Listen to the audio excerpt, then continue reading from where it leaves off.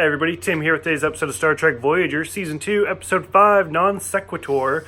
Overall, this episode was pretty weak for me. I couldn't get into it. It's one of those episodic ones where we start at one point and you're guaranteed to end at the same point where you started.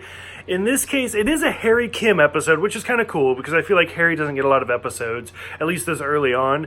And because he's like the young one, he's the ensign of the crew, I feel like they don't really know how to write for him yet. So this was kind of an example of that, where he is on a shuttle and he's about to get beamed out.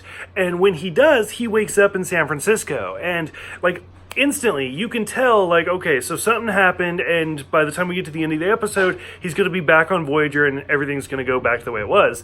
But so this episode is more character study than anything. We're watching Harry go through all of the motions, like he's designing a new runabout, he's living with his fiance, and of course there's the obligated character of, at this point, it's like the chef or the barista or whatever that lives across the street, who's Harry's best friend, and that's one of the aliens that brought him home.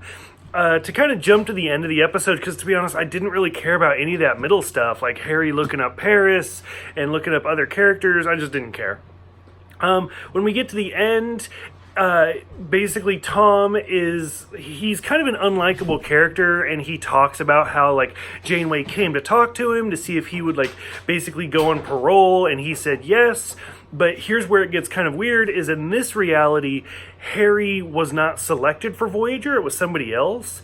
And so, like, because if you remember in the first episode, the caretaker, Harry's basically getting hustled by Quark, and then Tom, like, comes to his rescue. Whereas at this point, it's Quark trying to hustle Tom. Tom gets into it with Quark, and he gets thrown in jail. Which, the only reason I really liked that scene is because he's talking about it, and he's like, yeah, I got arrested by like a very angry shapeshifter. And I liked how they just said shapeshifter, because if you guys watched my Deep Space Nine reviews, I said over and over again that yes, Odo's the only one of his kind, but he's not the only shapeshifter. So I always wanted to see like a different shapeshifter, because I mean, we saw one in the 6th movie, we've seen one in the Next Generation, we saw one in the animated series, we've seen tons of different shapeshifters, and I always wanted to see a different one go on to Deep Space Nine, but we never do. They only talk about the changelings.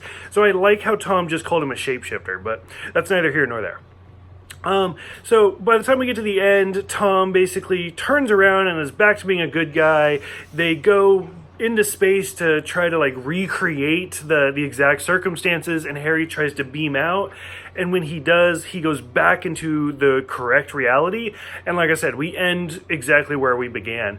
Like, overall, like, it was interesting to see some of the characters in different sort of ways, and it's kind of interesting to have Harry have his own episode, but overall, I didn't like it. I didn't like how they wrote him into San Francisco. I didn't like all of the different stuff going on.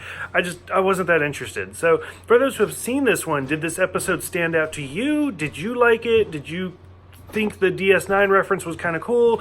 Go ahead, let me know what you guys thought. Thank you guys for everything, and I will see you guys next time for Twisted.